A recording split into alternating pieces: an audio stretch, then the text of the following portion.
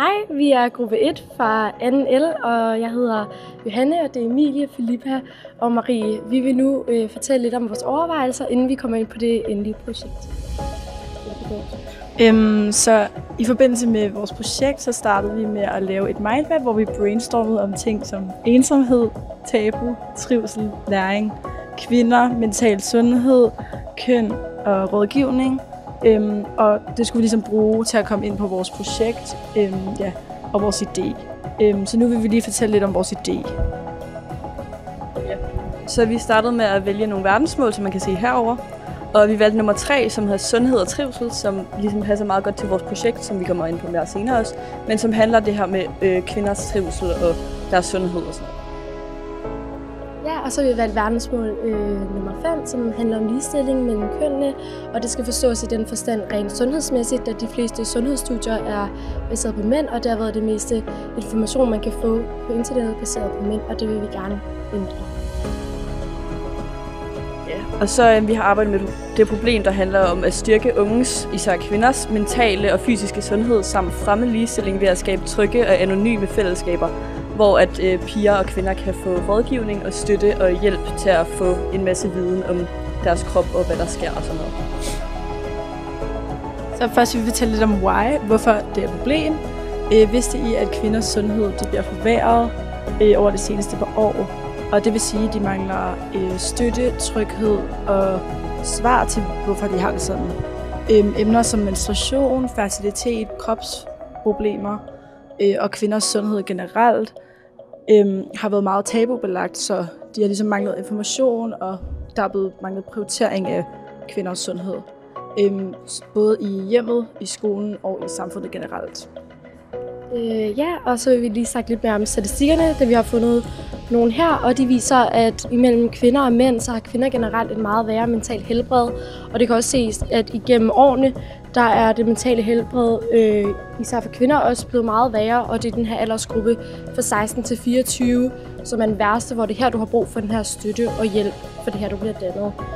Så den her manglende hjælp og information, som Emilie snakker om, det kan gøre, at man bliver usikker, eller man får forværring af mental helbred.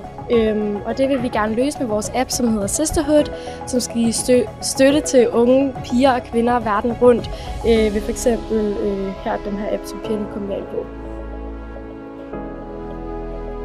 Ja, og inde på den her app, der har man altså mulighed for at kunne få de her fællesskaber og få nogle nye venner ved, at man kan blive søster, hvor man kan stille op til rådighed og så dele ud af ens egne erfaringer.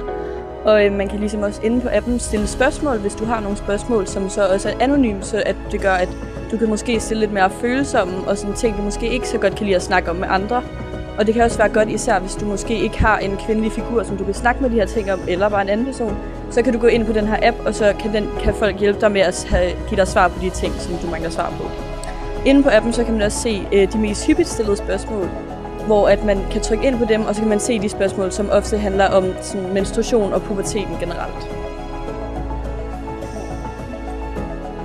I forbindelse med vores projekt, så har vi skulle undersøge en ekspert, så vi har fundet en, der hedder Marianne Lynghøj, som vi har interviewet og stillet en række spørgsmål. Hun er folketingskandidat inden for Venstre, og hun er også en del af noget, der hedder Alliancen for Kvinders Sundhed.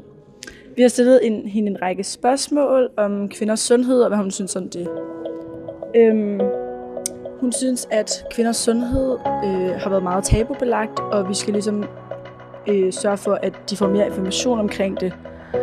Fordi at for eksempel, så, når man tester medicin for sygdomme, så tester man oftest mest på mænd. Fordi at kvinder, de har sådan lidt bivirkninger, og deres hormoner kan påvirke sådan, resultaterne. Og hun synes, at det er meget tabubelagt, og vi derfor skal ikke gøre noget ved det. Så har vi lavet en prototype på appen Sisterhood, og det her det er egentlig, hvordan den kommer til at fungere. Så herinde kan du så trykke ind på at sign up til at blive søster, hvor du så vil få mere at vide efter. Og så har vi en brevkasse herover, hvor at du kan skrive et brev, og så vil vi svare på det så hurtigt som muligt.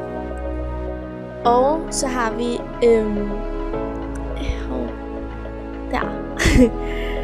hyppigt stillede spørgsmål, hvor du så kan trykke ind og så få svar på de hyppigt stillede spørgsmål.